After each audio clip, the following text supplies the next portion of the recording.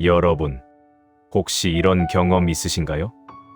남에게 베풀고 나면 왜인지 모르게 마음이 따뜻해지고 며칠 뒤 예상치 못한 좋은 일이 찾아온 적 말입니다. 우연일까요? 아닙니다. 부처님께서는 이미 2500년 전 이것이 우주의 법칙임을 말씀하셨습니다. 안녕하십니까, 여러분. 오늘 이 자리에 함께 해주신 모든 분들께 깊은 감사를 드립니다. 오늘은 우리 인생에서 가장 중요한 진리 하나를 함께 나누고자 합니다. 바로 주는 것에 관한 이야기입니다. 세상 사람들은 말합니다. 요즘 같은 세상에 남 도와주다가는 내가 망한다고 말이죠. 하지만 부처님의 가르침은 정반대입니다. 주는 사람이 진정으로 부자가 되고 베푸는 사람에게 복이 온다는 것입니다. 첫 번째 이야기, 가난한 노파의 등불. 부처님 당시 사위성이라는 곳에 한 노파가 살았습니다. 그녀는 너무나 가난해서 하루하루 구걸로 연명했습니다. 어느 날 부처님께서 설법을 마치시고 기원정사로 돌아가시는 길이었습니다. 그 길목에는 수많은 부자들이 부처님께 공양을 올리기 위해 화려한 등불을 밝혀놓았습니다. 금으로 만든 등잔에 최고급 기름을 넣어 밤새도록 빛나게 했습니다. 노파는 그 모습을 보며 눈물을 흘렸습니다. 나도 부처님께 공양을 올리고 싶은데 내게는 아무것도 없구나. 그녀는 며칠을 굶으며 동량한 돈을 모았습니다. 겨우 한 푼의 돈이었습니다. 그 돈으로 기름을 조금 사서 작은 등불 하나를 만들었습니다. 부처님, 제 마음만이라도 받아주십시오. 그녀는 떨리는 손으로 그 작은 등불을 부처님 앞에 올렸습니다. 밤이 깊어졌습니다. 바람이 불어 부자들의 화려한 등불들이 하나둘 꺼져갔습니다. 하지만 노파의 작은 등불만은 꺼지지 않았습니다. 부처님의 제자 목걸련 존자가 그 등불을 끄려 했지만 꺼지지 않았습니다. 부처님께서 말씀하셨습니다. 목걸련이여, 그 등불을 끄려 하지 마라. 저 등불은 지극한 마음으로 올린 것이니 천년이 가도 꺼지지 않을 것이다. 저 노파는 다음 생에 부처가 될 것이니라. 여러분, 이 이야기가 우리에게 주는 교훈은 무엇입니까? 베푸는 것은 많고 적음이 중요한 게 아닙니다. 그 마음이 진실한가, 그것이 중요합니다. 노파는 가진 것이 없었지만 자신의 전부를 드렸습니다. 그 마음이 기적을 만들어낸 것입니다. 두 번째 이야기, 수다원 장자의 깨달음. 사위성에 수다원이라는 큰 부자가 있었습니다. 그는 재산이 엄청났지만 늘 불안했습니다. 내 재산을 누가 빼앗아가면 어쩌나, 도둑이 들면 어쩌나. 그는 밤낮으로 재산을 지키는 일에만 몰두했습니다. 사람들에게 한 푼도 나눠주지 않았습니다. 내가 평생 모은 재산인데 왜 남에게 줘야 하나? 어느 날 부처님께서 그의 집을 방문하셨습니다. 수다원은 부처님을 맞이하면서도 마음 한편으로는 불편했습니다. 부처님이 시주를 요구하시면 어쩌나. 부처님께서는 그의 마음을 아시고 물으셨습니다. 수다원이여, 그대는 재산이 많은데 왜 그리 얼굴이 어두운가? 부처님, 저는 재산을 지키는 일이 너무 힘듭니다. 도둑 걱정, 사기 걱정에 하루도 편할 날이 없습니다. 부처님께서 말씀하셨습니다. 수다원이여, 그대는 큰 착각을 하고 있소. 재산을 쌓아두기만 하면 지키는 일만 늘어날 뿐이오. 진정한 재산은 나누는 데 있소. 나누면 제 것이 줄어드는 것 아닙니까? 아니요. 나누면 늘어나는 것이오. 내가 그대에게 보여주리다. 부처님께서는 수다원에게 작은 실험을 제안하셨습니다. 단 일주일만 가난한 사람들에게 베풀어 보시오. 그리고 무슨 일이 일어나는지 보시오. 수다원은 반신반의하면서도 부처님의 말씀을 따르기로 했습니다. 첫째 날, 그는 굶주린 아이에게 밥을 주었습니다. 아이의 환한 웃음을 보는 순간 그의 가슴이 따뜻해졌습니다. 이상하다. 재산이 줄었는데 왜 기분이 좋지? 둘째 날, 병든 노인에게 약값을 주었습니다. 노인이 눈물을 흘리며 감사해하는 모습에 그는 뭉클했습니다. 셋째 날, 집 없는 사람에게 머물 곳을 제공했습니다.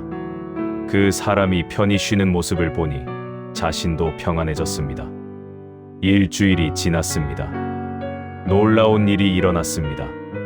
밤에 잠을 푹 잘 수 있게 되었습니다. 재산을 빼앗길까봐 전전긍긍하던 불안이 사라졌습니다. 오히려 장사가 더 잘 되기 시작했습니다. 사람들이 그의 선행을 듣고 그와 거래하고 싶어 했습니다. 수다원은 부처님께 달려갔습니다. 부처님, 이게 어찌 된 일입니까? 재산을 나눴는데 오히려 늘어났습니다. 부처님께서 미소 지으시며 말씀하셨습니다. 수다원이여, 이것이 우주의 법칙이요. 움켜쥔 손에는 아무것도 들어올 수 없지만 펼친 손에는 온 세상이 들어오는 법이요. 주는 것은 잃는 것이 아니라 씨앗을 뿌리는 것이요. 그 씨앗은 반드시 열매를 맺고 그대에게 100배, 1000배로 돌아올 것이요. 여러분, 우리는 살면서 수다원 장자와 같은 실수를 하고 있지는 않습니까? 쥐고 있으면 지킬 수 있다고 생각합니다. 하지만 진실은 정반대입니다. 쥐고 있으면 썩고 나누면 자랍니다. 인과응보의 법칙, 뿌린 대로 거둔다. 부처님께서는 항상 말씀하셨습니다. 선한 씨앗을 뿌리면 선한 열매를 거두고 악한 씨앗을 뿌리면 악한 열매를 거둔다. 이것이 바로 인과응보의 법칙입니다. 어떤 이는 말합니다. 나는 착하게 살았는데 왜 힘든 일만 생기나요? 하지만 부처님께서는 이렇게 말씀하십니다. 지금 당장 보이지 않는다고 해서 없는 것이 아니다. 씨앗을 뿌리면 싹이 트기까지 시간이 필요하듯 선한 행동의 결과도 때가 되면 반드시 나타난다. 콩 심은 데 콩 나고 팥 심은 데 팥이 납니다. 사과나무를 심었는데 배가 열릴 수는 없습니다. 우리 인생도 마찬가지입니다. 선행을 베풀면 선한 결과가 옵니다. 악행을 저지르면 악한 결과가 옵니다. 이것은 누가 정한 것이 아닙니다. 우주의 자연스러운 법칙입니다. 세 번째 이야기, 한 그릇 밥의 기적. 옛날 어느 마을에 홀로 사는 할머니가 있었습니다. 그녀는 가난했지만 마음만은 부자였습니다. 매일 아침 밥을 지을 때면 한 그릇을 더 지어 문 앞에 놓아두었습니다. 지나가는 배고픈 사람이 먹으라고 말입니다. 어느 추운 겨울날이었습니다. 할머니는 병이 들어 누웠습니다. 밥을 지을 기운조차 없었습니다. 마을 사람들은 인색했습니다. 아무도 할머니를 돌보러 오지 않았습니다. 사흘째 되는 날, 할머니는 생각했습니다. 이제 내 목숨도 다했구나. 그때였습니다. 문을 두드리는 소리가 들렸습니다. 힘겹게 문을 열었더니 낯선 청년이 서 있었습니다. 할머니, 저를 기억하시나요? 3년 전 이 집 앞에서 할머니가 놓아두신 밥을 먹고 목숨을 구한 사람입니다. 청년은 그때 부모를 잃고 거리를 헤매던 아이였습니다. 할머니의 한 그릇 밥이 그의 생명을 구했고 그는 다시 일어설 힘을 얻었습니다. 이제 그는 성공한 상인이 되어 있었습니다. 할머니, 그때 은혜를 갚으러 왔습니다.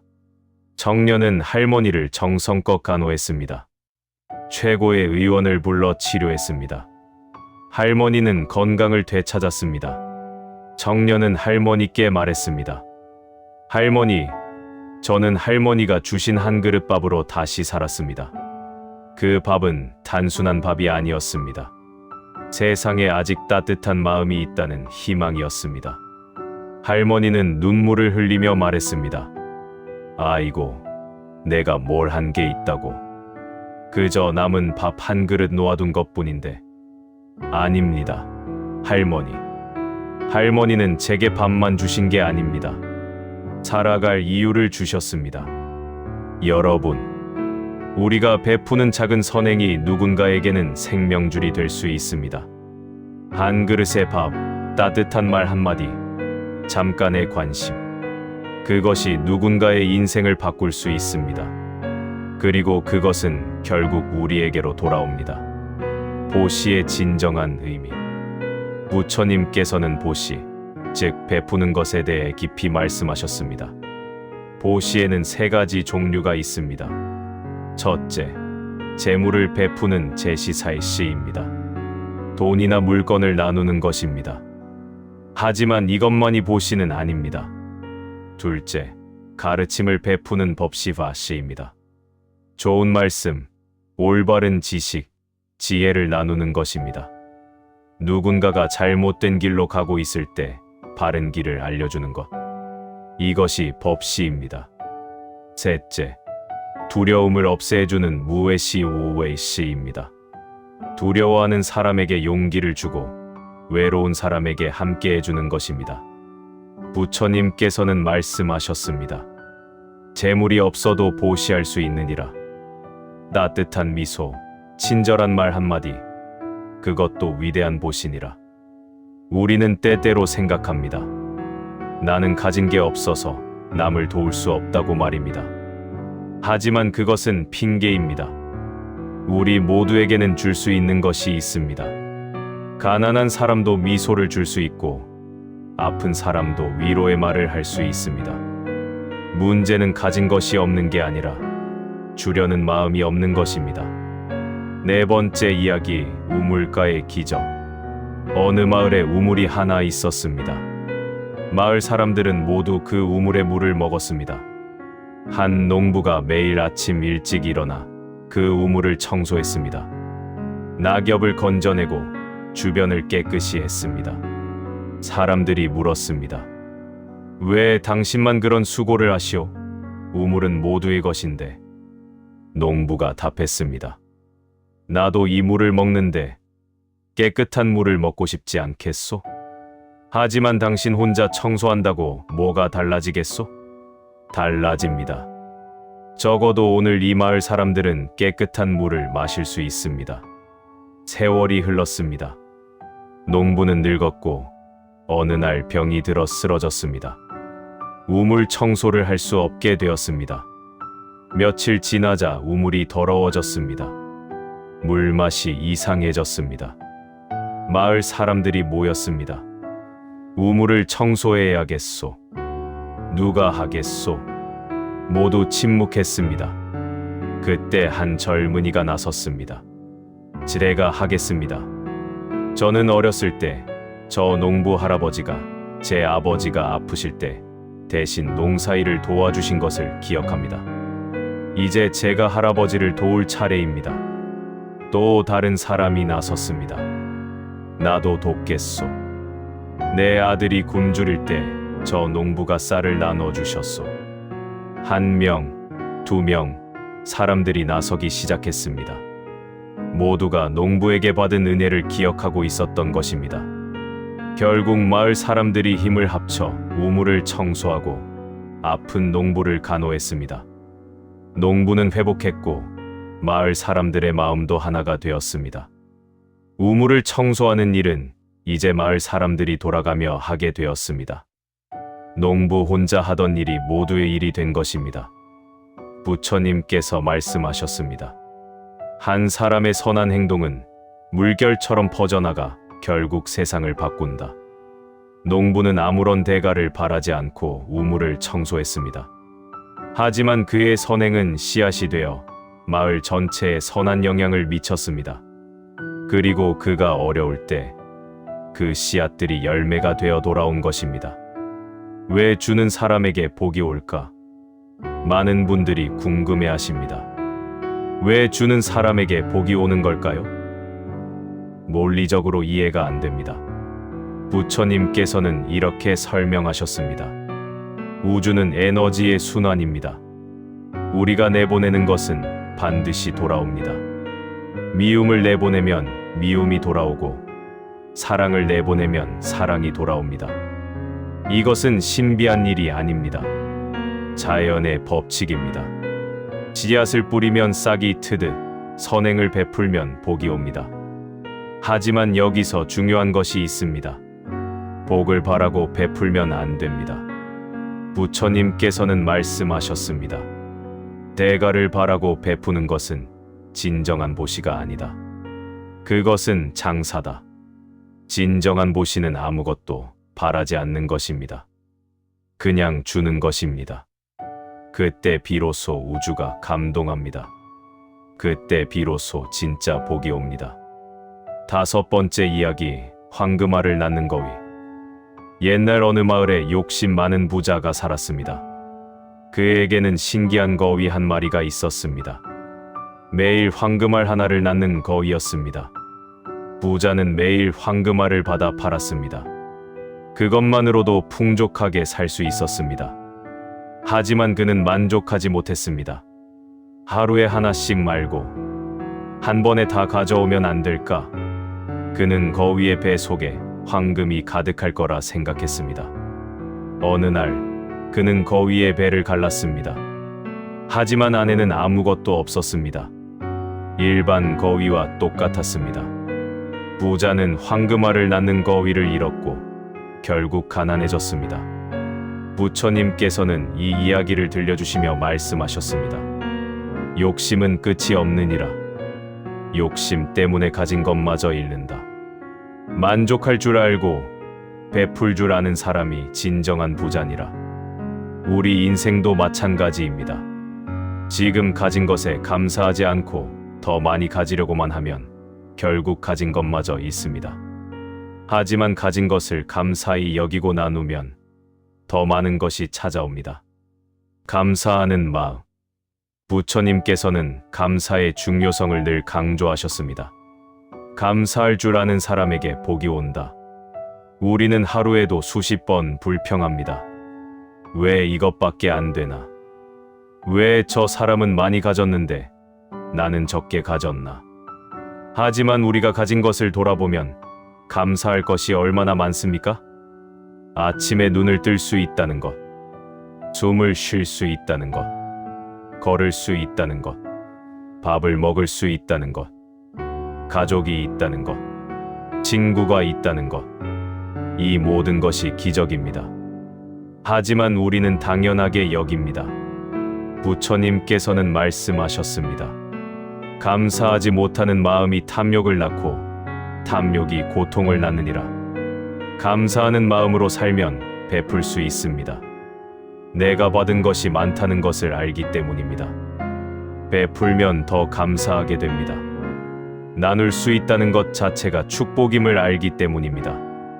6번째 이야기, 빈손으로 온 노승. 어느 추운 겨울, 한 절에 노승 한 분이 찾아왔습니다. 그는 빈손이었습니다. 주지 스님이 물었습니다. 스님, 무엇을 가져오셨습니까? 아무것도 없습니다. 그럼 무엇을 원하십니까? 아무것도 원하지 않습니다. 주지 스님은 이상했습니다. 그럼 왜 오셨습니까? 노승이 답했습니다. 그저 이곳을 지나가다가 이 절이 춥고 외로워 보여서 잠시 함께 있어 주려고 왔습니다. 주지 스님은 감동했습니다. 이 노승은 아무것도 가진 것이 없었지만 가장 귀한 것을 주었습니다. 바로 함께함이었습니다. 그날 밤 주지 스님과 노승은 밤새 이야기를 나눴습니다. 노승은 부처님의 가르침을 들려주었습니다. 삶의 지혜를 나눠 주었습니다. 주지 스님은 오랫동안 풀리지 않던 의문이 해결되었습니다. 마음의 평화를 얻었습니다. 다음 날 아침, 노승이 떠날 때 주지 스님이 말했습니다. 스님, 제게 큰 선물을 주셨습니다. 저는 아무것도 드린 게 없는데요. 아닙니다. 스님께서는 저에게 가장 귀한 것을 주셨습니다. 가르침과 함께함을 주셨습니다. 노승은 미소 지었습니다. 주지 스님, 깨달으셨군요. 베푸는 것은 물질만이 아닙니다. 우리의 시간, 관심, 사랑, 이 모든 것이 보시입니다. 부처님께서 말씀하셨습니다. 가장 가난한 사람도 줄 수 있는 것이 있다. 그것은 미소, 친절, 경청이다. 우리는 돈이 없어도 줄 수 있습니다. 외로운 사람에게 시간을 내어 이야기를 들어주는 것, 슬픈 사람에게 따뜻한 말 한마디 건네는 것, 그것만으로도 충분합니다. 복은 어떻게 오는가? 많은 분들이 궁금해 하십니다. 선행을 베풀면 정말 복이 올까요? 부처님께서는 분명히 말씀하셨습니다. 반드시 온다. 하지만 복이 오는 방식은 우리가 예상하는 것과 다를 수 있습니다. 때로는 돈으로 옵니다. 때로는 건강으로 옵니다. 때로는 좋은 인연으로 옵니다. 때로는 마음의 평화로 옵니다. 가장 중요한 것은 복이 언제 어떻게 올지 모른다는 것입니다. 씨앗을 뿌리고 다음 날 열매를 기대할 수는 없습니다. 내가 되면 옵니다. 그러니 조급해하지 마십시오. 꾸준히 선행을 베푸십시오. 어느 순간 여러분은 깨닫게 될 것입니다. 내 인생이 이미 축복으로 가득하다는 것을. 7번째 이야기, 씨앗을 뿌린 농부. 옛날 한 농부가 밭에 씨앗을 뿌렸습니다. 이웃이 물었습니다. 올해는 날씨가 안 좋다던데 씨앗을 뿌려서 뭐 하려고? 농부가 답했습니다. 날씨가 좋든 나쁘든 씨앗을 뿌리지 않으면 추수할 것이 없습니다. 하지만 혹시 싹이 안 트면 어쩌려고? 싹이 트든 안 트든 내가 할 일은 씨앗을 뿌리는 것입니다. 결과는 하늘에 맡깁니다. 농부는 정성껏 씨앗을 뿌리고 밭을 돌보았습니다. 이웃은 비웃었습니다. 저 사람, 시간 낭비하고 있네. 하지만 몇 달 후 기적이 일어났습니다.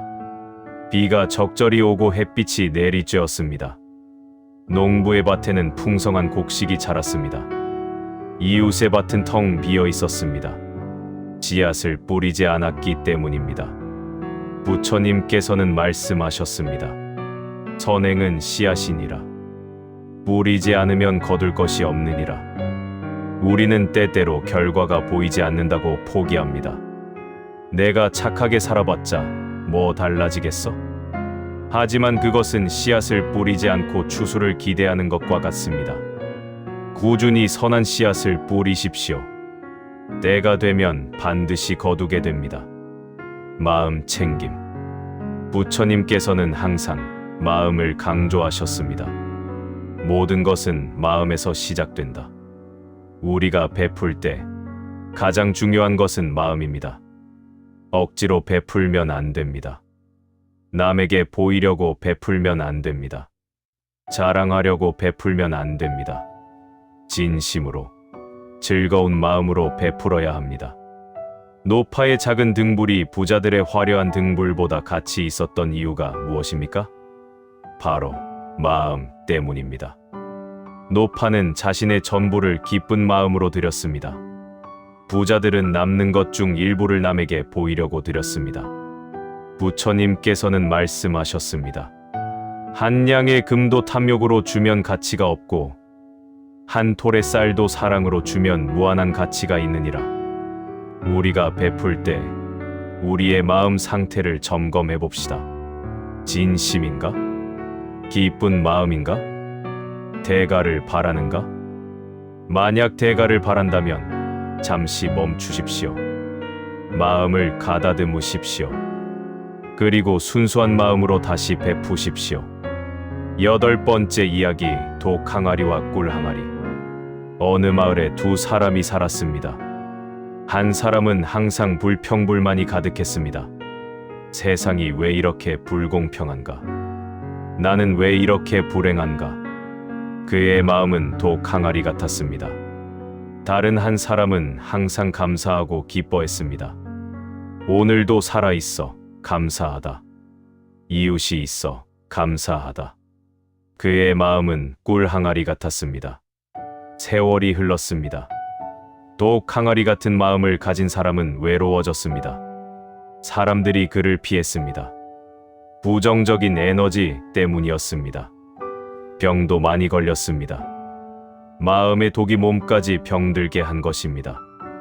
반면 꿀 항아리 같은 마음을 가진 사람은 주변에 사람이 가득했습니다. 모두가 그와 함께 있고 싶어 했습니다. 긍정적인 에너지 때문이었습니다. 건강도 좋았습니다. 기쁜 마음이 몸을 건강하게 한 것입니다. 부처님께서는 말씀하셨습니다. 마음이 독 항아리면 복도 도망간다. 마음이 꿀 항아리면 복이 찾아온다. 선행을 베푸는 것도 중요하지만 마음을 꿀 항아리처럼 만드는 것이 더 중요합니다. 불평하는 마음을 감사하는 마음으로 바꾸십시오. 미워하는 마음을 사랑하는 마음으로 바꾸십시오. 그러면 저절로 선행이 흘러나옵니다. 베푸는 삶의 실천. 그렇다면 우리는 어떻게 베푸는 삶을 실천할 수 있을까요? 부처님께서는 구체적인 방법을 알려주셨습니다. 첫째, 작은 것부터 시작하십시오. 거창한 것을 할 필요 없습니다. 이웃에게 미소 짓기, 감사 인사하기, 문 잡아주기. 이런 작은 것부터 시작하십시오. 둘째, 매일 한 가지 선행을 하십시오. 하루에 딱 한 가지만 하십시오. 그것이 습관이 됩니다. 습관이 되면 자연스럽게 됩니다. 셋째, 대가를 바라지 마십시오. 내가 이렇게 해줬는데 왜 고맙다는 말도 없지? 이런 생각이 들면 그것은 진정한 보시가 아닙니다. 베풀고 잊으십시오. 넷째, 기쁜 마음으로 하십시오. 억지로 하면 오히려 스트레스입니다. 기쁜 마음으로 할 수 있을 때 하십시오. 다섯째, 자신에게도 베푸십시오. 남에게만 베풀고 자신을 학대하면 안 됩니다. 자신에게도 친절하고 자비로워야 합니다. 자신을 사랑할 줄 알아야 남도 사랑할 수 있습니다. 나무 아미타불 관세음보살.